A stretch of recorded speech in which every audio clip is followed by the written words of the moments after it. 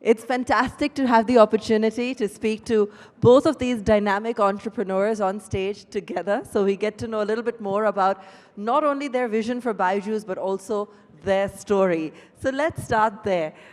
When did it all begin? And Byju's, what's the journey in taking this company and your vision from stadiums to smartphones? Because that's where it all began, isn't it, in stadiums? I'll keep it short, but just to dramatize the story, I'll tell that I come from a small village, which is a fact.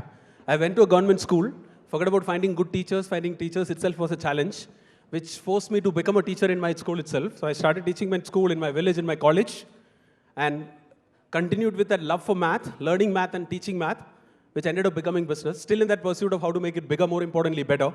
Would want to believe somewhere in the very beginning of that journey, a long way to go before we'll even think of this as success.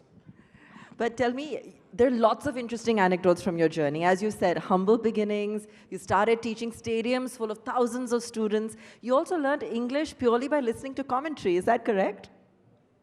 I went to a Malayalam medium school, so everything which I've learned is by focusing on something which I like.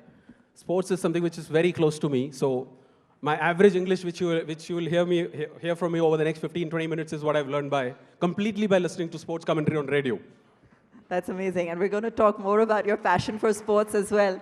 Divya, let me bring you in here. And you were actually one of his students. Today, co-founder, partner, and a lot more. I keep that part out for younger generations. So the story starts, for the other audience, as a teacher. And at the age of 21, I stopped telling people that I'm in this journey for the past 15 years. They say, did you start when you were a child? So at the age of 21, I joined him. And so he's been doing this for the past 18 years, me for the past 15. Started as a teacher, so many hats that we worn, and I think that's true for any entrepreneur, which we became by choice. And along the way, we've built one student at a time, one step at a time. But today, we go back and see that over the last so many years, we are touching 150 million students across the world. And products in 120 countries, offices in 20 plus countries. And really, Abha, a lot of people know us, what you know us for, as say, the world's most valuable edtech company, the largest company. What people don't know us for is what I feel we are most successful for. It is for Education for All, which is our social initiative. And over the last 2 years, we've impacted 55 lakh children from the deepest parts of the country, all over India. Half of them are girls. So we're working with multiple state governments, we're working with Niti Aayog, helping children of border states, close to 1 lakh of them. And that for us, if you ask me what is break-even, for every paying student, we have one child learning with us for free. That for us is a mission. Because education, after all, has the benefit of a double bottom line of doing well and doing good. Absolutely, and it's not an overnight journey, and that's what you were telling me earlier as well, that there's a solid decade even before people started talking about Byju's as a recognizable edtech company with global investors. One that was one step at a time. You spent weeks traveling all over the country and building this. Share with us, a snippet of that journey to help us get an understanding of really what it's taken to build something of this scale. Yeah, that's also because media started reporting only the fundraising part of it, which we started only in 2015. Not many people know that I started teaching formally like in 2003, 2004. So 11 years of, I used to go to 9 cities every week. Monday to Friday, 5 cities. And Saturday morning I used to do Bangalore, evening I used to do Chennai. Sunday morning I used to do Bombay, Sunday evening I used to do Pune. Did that non-stop for there was a time where I did this for 4 years without a single day break. Not many people know this. What I'm trying to tell here is there is no overnight success. It's in one sentence, there is no substitute for hard work. Hard work works. So I'm going to just interweave the personal story here, but we'll keep talking about the business growth as well.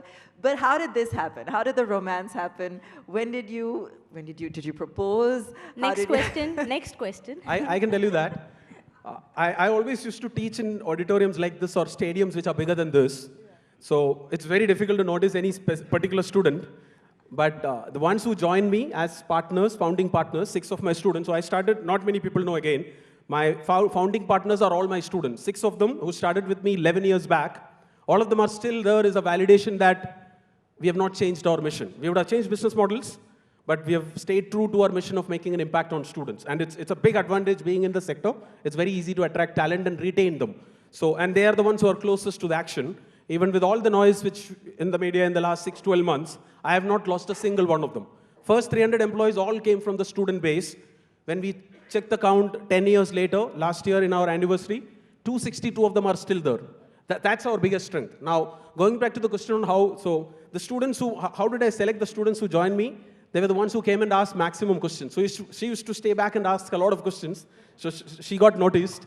And then I don't know when it changed us and we became life partners, but that was more organic. Question. We don't know what came first, but it's worked out very well. So, there is this whole notion that opposites attract. I say that's a real life phenomenon, not a real life situation. Here, it really helps to have like-minded people on your side, life, work, otherwise. Those who know us say we are like chalk and cheese, very different personalities, but inside our values are exactly the same. So all our addictions outside work is our kids and our family, and travel. You should ask more questions to her. She always complains that I don't let her talk. I'll play second fiddle. I'll play second fiddle. Know I do. I always used to get undue credit for, because my name is there. People ask me but the fact is, it's all a function of what all my students build the company. So, but today I'm feeling slightly better because of the last 12 months. We've also started getting a lot of undue flack. So it kind of balances out.